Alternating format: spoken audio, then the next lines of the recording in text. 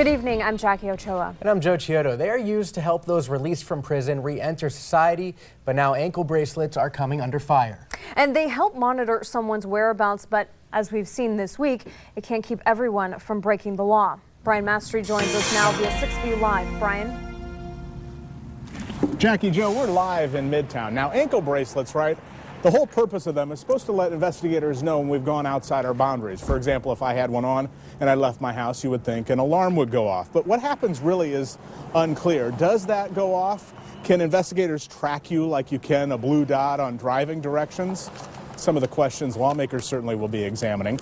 Now, here's a photo of 3 of the 5 teens that were arrested for the burglary of Councilman Gary Gernat's home break-in. One of them, Gene Laura, well, he's the one that was wearing an ankle bracelet. It was because he's awaiting trial on a different charge. The trial for that was supposed to take place next week. An alert neighbor noticed these 5 teenagers on her security system walking up to Councilman Gary Gernat's South Omaha home Monday afternoon, soon after his patio door had been kicked in. Omaha police arrived with 5 individuals inside stacking up Gernat's belongings, including guns. 3 of the 5 are being charged as adults. Investigators say stealing isn't new to them. Each is charged with between 8 and 10 counts of burglary. But how can someone with an ankle bracelet and ankle monitor not set off some sort of an alarm? Even if somebody's being tracked doesn't mean that it's going to deter them from doing something wrong. A different case, this one against Michael Goins, is another example. He cut his ankle bracelet while serving a gun charge. Cutting an ankle bracelet is not considered breaking the law, and experts say he served no real penalty for doing it.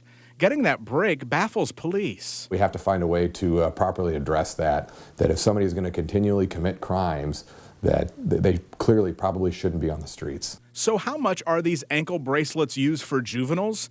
State Health and Human Services says it's a moving target and that they are GPS enabled, but won't say if someone is constantly monitoring the movements.